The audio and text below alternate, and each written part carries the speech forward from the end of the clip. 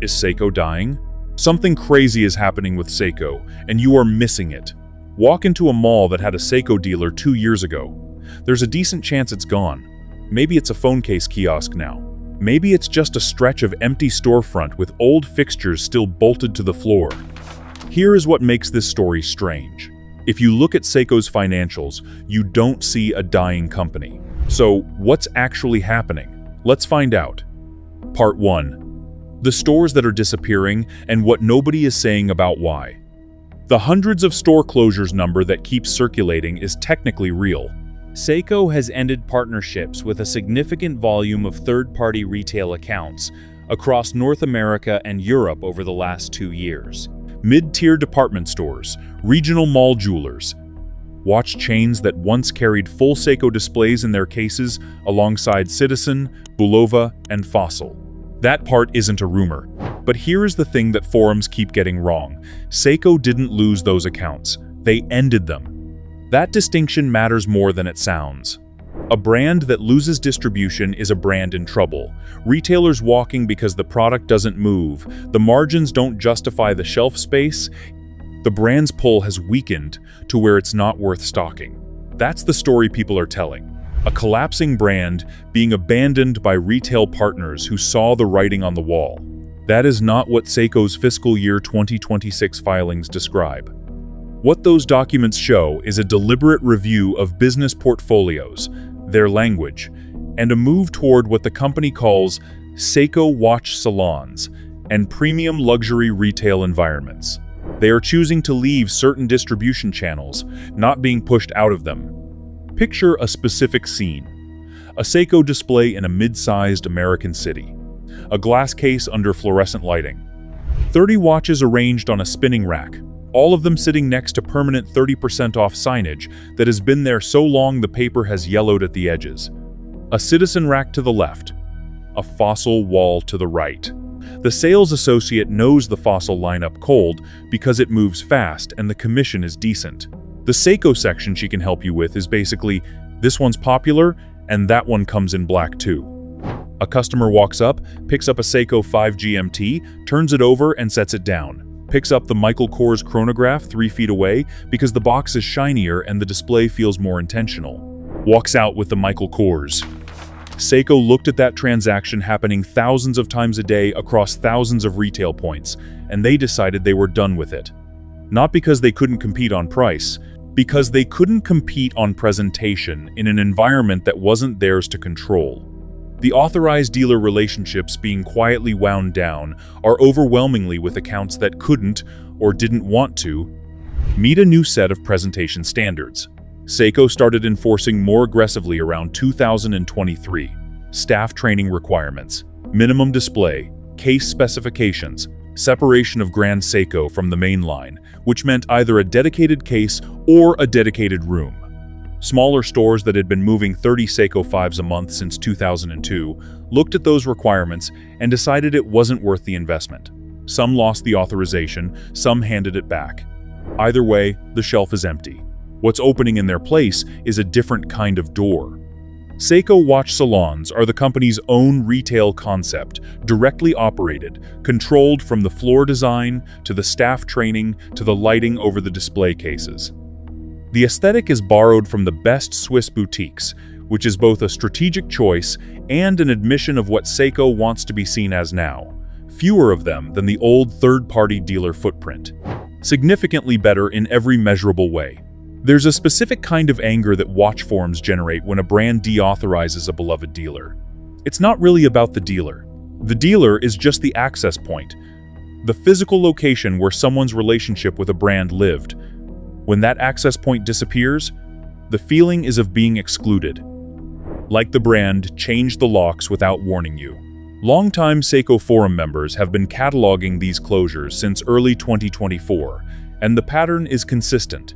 The accounts going dark are almost entirely in the mid-tier retail category. Not the independent watch boutiques, not the specialty stores that cater specifically to collectors, the department stores, the regional chains, the places that carried Seiko as one of 30 brands they stocked with roughly equal attention. What isn't being cataloged as loudly is the other direction. The Seiko watch salons opening in cities where Seiko previously had no direct presence, staffed by people whose only job is to know Seiko. Those don't generate the same emotional heat on forums because they're opening in cities that already had coverage, not the smaller markets losing their only point of access. The person standing in front of the empty case feeling abandoned is having a real experience. The interpretation they're placing on that experience, the brand is failing, is not what the experience actually means. The mall shelf is empty, and the internet is in full panic. But the story underneath the panic is about 3 brands that used to share a name and what happens when one of them decides to stop. Part 2. The brand that quietly split itself in 3. To understand what Seiko is doing in retail, you first need to understand what Seiko actually is in 2026. Because calling it one brand is like calling New York City one neighborhood. Technically accurate, functionally misleading. Most people think of Seiko as a company that makes everything from a $70 solar quartz to a $15,000 movement with handcrafted finishing. That's still true in the paperwork.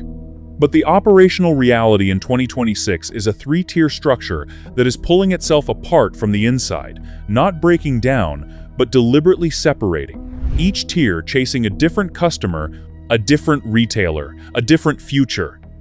Start at the top, because the top is where the strategy becomes visible. Grand Seiko is no longer behaving like a sub-brand. At Watches and Wonders 2026, it had its own separate presence, its own booth, its own narrative arc, its own PR infrastructure, completely distinct from the parent group. If you walked the floor without knowing the corporate history, you would not have understood that these 2 displays were related companies. The separation isn't just cosmetic, it's structural. Grand Seiko is positioning itself against Patek Philippe in terms of movement finishing, against A. Lang & Son in terms of horological storytelling, and its pricing to match that ambition. References that were considered bold at $4,000 3 years ago are anchoring collections at $8,000, $12,000, and higher. The spring drive movement, which is a hybrid between mechanical and quartz that Seiko spent decades developing, and also still manufactures almost entirely in-house, is being used as the technical foundation for watches priced where formerly only Swiss brands dared to go. And the argument for why Grand Seiko deserves those prices is increasingly hard to dismiss. The Zaratsu polishing technique, a mirror finish achieved by hand against a flat tin plate, which is a process Japanese craftsmen trained for years to perform correctly, produces case surfaces that independent watchmakers, including some from Geneva, have quietly acknowledged are among the best in the industry.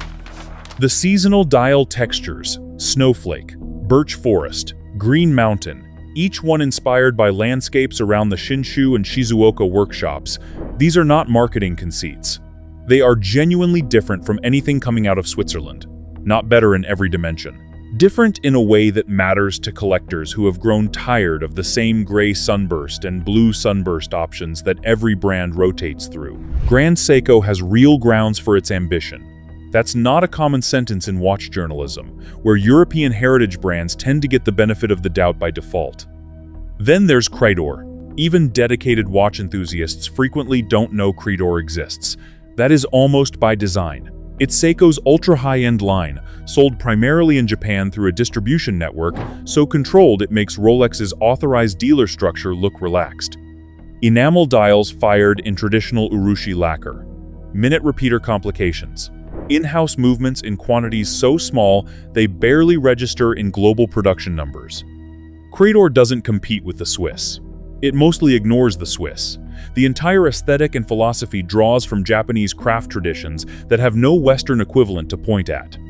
In 2026, Creidor is following Grand Seiko's lead, sharpening its own independent identity, building the kind of collector mystique that only comes from genuine scarcity and genuine craft.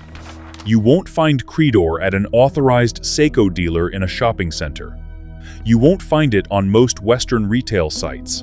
It exists in a world of boutiques and relationships and waiting lists, and that world is becoming more defined, not less. That leaves the main Seiko brand, the Seiko 5, the Prospex diver line. The SKX descendants that built an entire generation of watch enthusiasm on the idea that you could spend less than $200 and get a mechanical watch that would outlast the wearer. This tier is being asked to do something genuinely uncomfortable.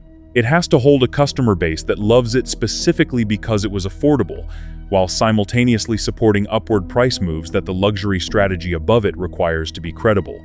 The Seiko 5 GMT, the watch that replaced the SKX in most conversations about entry-level mechanical diving watches, is objectively impressive for the money. Ceramic bezel insert.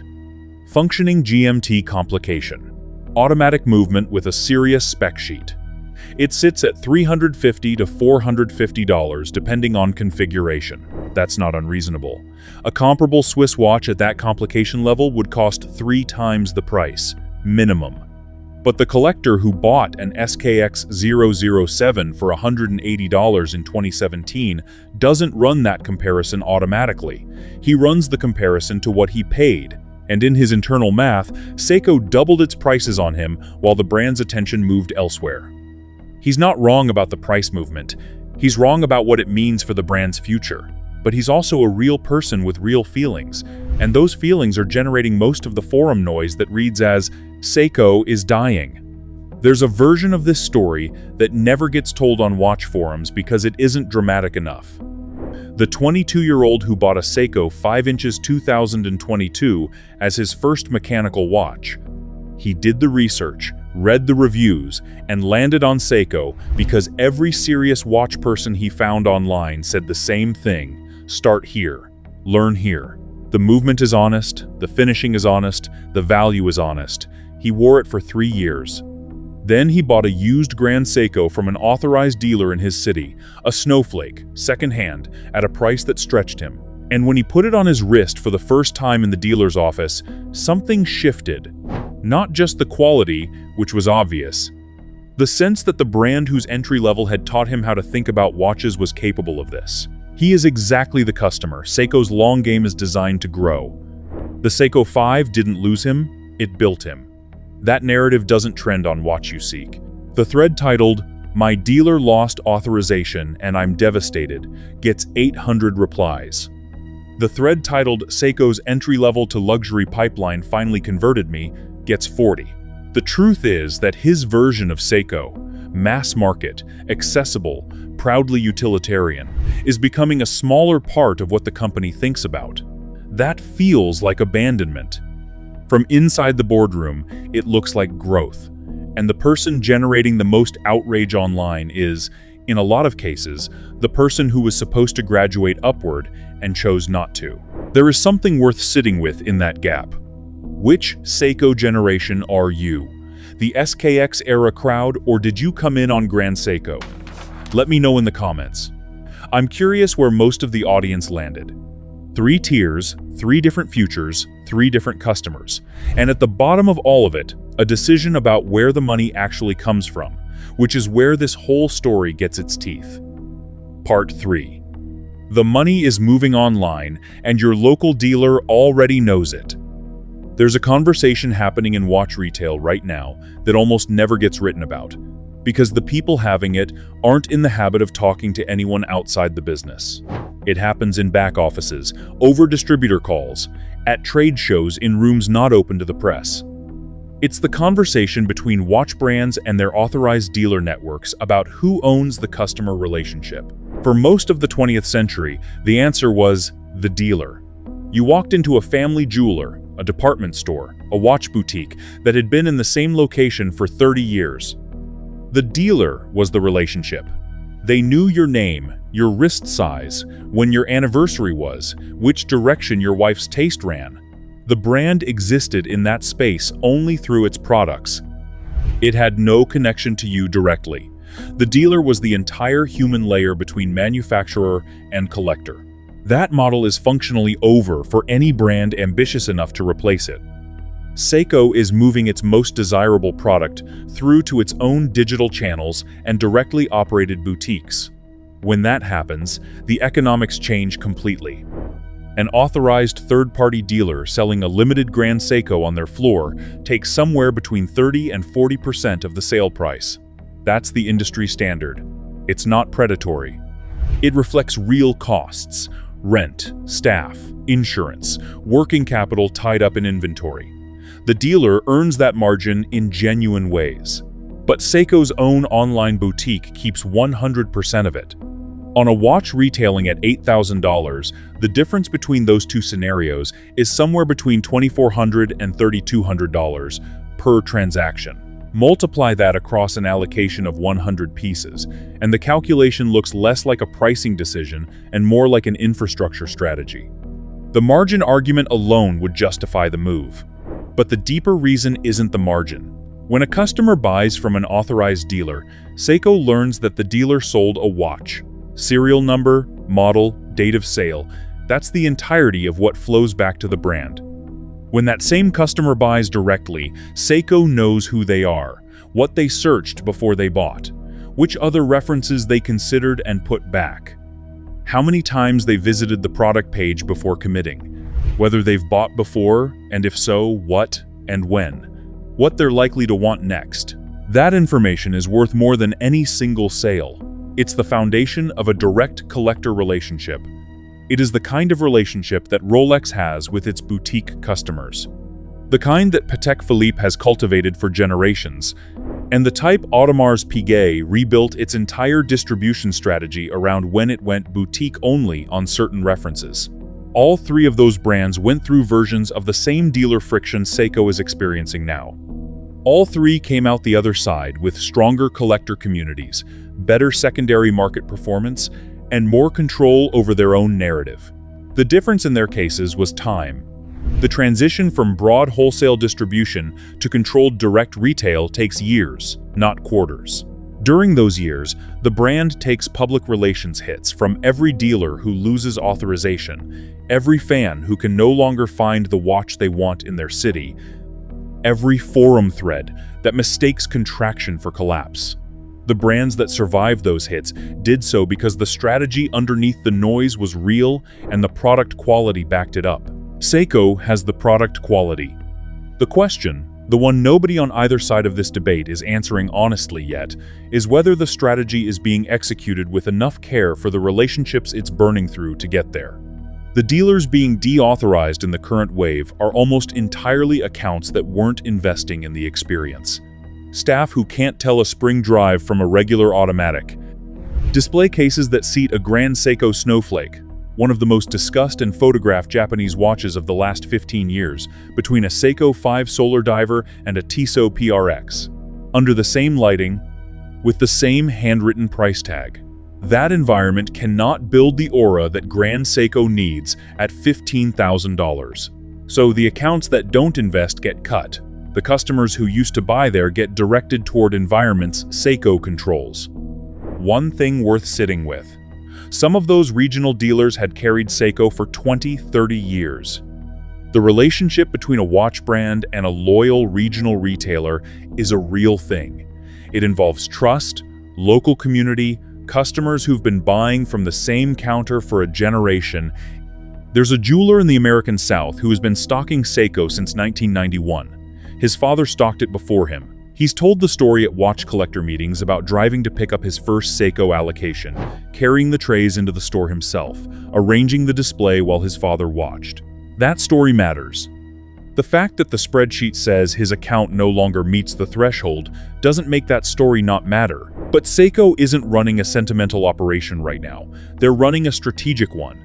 And the dealers who are surviving this round of cuts are the ones who invested when investment was being asked of them.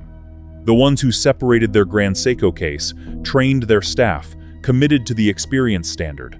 Those relationships are being deepened, not cut. The ones who said, "We've been selling your watches since before you had a Grand Seiko line, we shouldn't have to change anything now," those are the ones losing authorization. There's a lesson in that, though it's not a comfortable one. Ending those relationships is not costless, even if the spreadsheet says it makes sense. There are real people on the wrong end of those decisions, and the fact that the strategy is rational doesn't make the friction invisible. But the direction of travel is clear. More control, fewer intermediaries, higher margins, deeper customer data. The third-party dealer footprint that Seiko built during its mass-market decades is being reshaped into something that looks more like the distribution model of brands Seiko is openly competing with now. Fewer stores, more control, higher margins. That's the business logic. But there's a profit number in Seiko's most recent financials that makes the whole picture stranger and more uncomfortable than the logic suggests it should be. Before we move on to the next part, let me tell you this. Most people don't realize this, but buying a watch the wrong way can cost you thousands, and you won't even notice it until it's too late. You walk into a store or browse online, and everything looks the same, but behind the scenes, there's a system. Prices aren't always fair, availability is controlled, and one bad decision can leave you overpaying for something that doesn't even hold its value. That's why I created a complete free insider guide to buying watches. Inside, you'll find the best watches to buy, the watches to avoid, and how to choose a watch that actually fits your style and budget long term. The goal is simple. I'll help you stop guessing and start buying smart. You'll find the free guide in the pinned comment and description. Now, let's move on to the next part. Part 4. The Profit Paradox: How You Can Close Stores and Make More Money. Here is the number that should stop the collapse narrative cold. Seiko Group's net profit for fiscal year 2026 is projected up approximately 50% year-over-year, not despite the retail restructuring, substantially because of it. That number doesn't fit the story of a brand in decline. A brand closing stores, absorbing backlash from its most vocal fan base, pulling back from the mass market distribution that made it globally recognizable over 50 years. And that brand is dramatically more profitable than it was at peak distribution. Explain that. The explanation is in margins. And margins are a story about where the money actually lives in a product portfolio. Think of Seiko's full lineup as a triangle. At the base, Seiko 5s, entry-level quartz pieces, the accessible divers and dress watches that most people think of when they hear the name. The volume at this tier is enormous, millions of units globally. But the margin on each transaction is thin, and the complexity around each transaction is high. Thousands of retail accounts, each with different terms, different logistics, different return policies, different staff training requirements. The brand carries all of that overhead to move products that might net $40 of profit each after the full cost is accounted for. Near the apex, Grand Seiko references at $8,000, $12,000, $15,000. A watch in this category might net more in a single sale than 100 Seiko 5 transactions. The customer for it is different in every relevant way, not browsing a mall case on impulse, but researching for months, visiting a boutique, having a relationship with a sales advisor, sometimes waiting for an allocation. Lower transaction volume, dramatically higher value per transaction. Essentially zero markdown risk, because the secondary market for strong Grand Seiko references has historically held value better than many Swiss competitors at comparable prices. The math Seiko has decided on is roughly this. A small percentage of their customer base, the Grand Seiko collectors, the Credor buyers, the people spending 5 figures, is responsible for the overwhelming majority of their actual profit. The large majority of their customer base, the Seiko 5 buyers, the value hunters, the people for whom Seiko is the affordable option, generates volume that looks impressive in revenue terms but doesn't move the profit needle in proportion. Cutting the low-margin distribution complexity while protecting and growing the high-margin premium tier is what produces the 50% profit projection. It's counterintuitive if you think profit scales with volume. It makes complete sense once you understand that not all revenue is equal. This is not a strategy Seiko invented. Burberry ran this calculation in the early 2000s. Cut the mass-market licensed products, sever the low-end wholesale accounts, rebuild around controlled distribution and aspirational price points. The years of transition were genuinely painful. Revenue contracted. The customer base that loved affordable Burberry felt cut off. But the margins on the brand Burberry became, after the repositioning, were incomparably better than the margins on the brand before it. Painful for a period. Eventually vindicated. Coach went through a version of it when the outlet strategy had diluted the brand so thoroughly that the flagship bags were showing up on liquidation pallets for $30. What had been an aspirational middle market became an embarrassing middle market. The turnaround required closing outlets, raising prices, and absorbing years of Coach's dying coverage. Coverage that looks almost comically wrong from where the brand stands now. Ralph Lauren has repositioned up and down multiple times across different lines, always chasing the same balance between aspiration and accessibility, always paying a credibility cost with some customer segment when the needle moves. The difference with Seiko is that the brand's technical credentials are, arguably, stronger than any of those analogies. Burberry had heritage and aesthetic. Coach had leather goods and a loyal customer base. Neither of them had, in their equivalent of the Seiko 5-tier, watches that beat Swiss competitors at 3 times the price on technical specs. Seiko does. That gives the entry tier a durability that Coach's accessible tier never had. The Seiko 5 isn't just cheap, it's legitimately excellent for the money. Which means the brand isn't abandoning a weak lower tier, it's abandoning a strong one, in favor of a higher margin tier that is also genuinely strong. That makes the strategy more interesting and the emotional cost higher simultaneously. Some of those transitions worked. Some left permanent damage on the customer relationship that the brand is still paying for decades later. Seiko hasn't finished its version yet. The restructuring is mid-process, not complete, which means the friction is real and ongoing. The forum posts, the retailer resentment, the longtime enthusiasts who feel the brand has decided they're no longer the customer it's building for.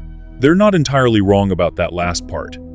Seiko in 2026 is genuinely more interested in the collector who will spend $10,000 on a Grand Seiko Seasons piece than in the enthusiast who wants the best possible mechanical watch for $250. Those two customers are not incompatible.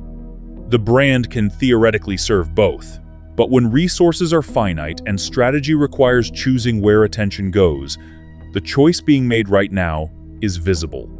The woman who has worn a Seiko 5 every day for 6 years and walked into her local jeweler last month to replace the bracelet.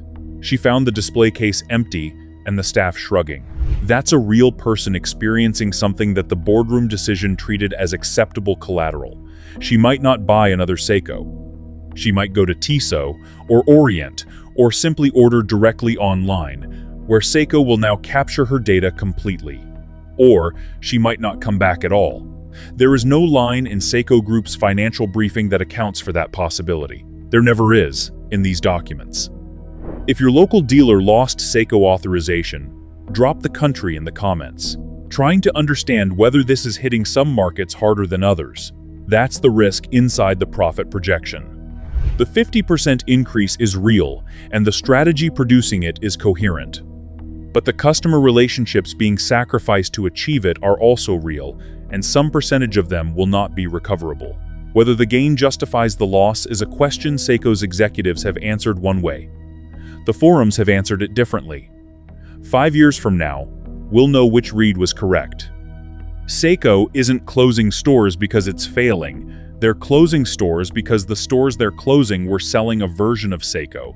The company has decided it's done being. There are 2 ways to sit with that sentence depending on who you are. The Grand Seiko collector who just received an allocation call from the new boutique in his city is having a completely different 2026 than the person who has bought Seiko from the same jewelry counter since 1999 and showed up last spring to find the case emptied. Same brand. 2 different experiences of what that brand's decision means. The watch built on a scratched, battered, $200 tool watch ethos became something. A whole generation of enthusiasts learned to read a dial, talk about movements, and care about finishing, because Seiko made that accessible. That's not nothing. That's a genuine contribution to watch culture. Whether the brand being built on top of that foundation earns the same loyalty, that question is still open. The profit numbers say yes. The forums say wait and see. Somewhere tonight, a Grand Seiko snowflake is sitting in a new boutique display case under warm lighting, perfectly presented, waiting for a collector who will take 3 months to decide. 3 blocks away, the jeweler who carried Seiko for 22 years has a watch case with an empty middle shelf and a lot of questions he isn't getting answers to. That distance between those two things happening simultaneously is what the Seiko is dying story is actually about. The guide to which shows how you can elevate your watch game in 2026 is in the pinned comment. Click the link and elevate your style. As you do, like this video and subscribe.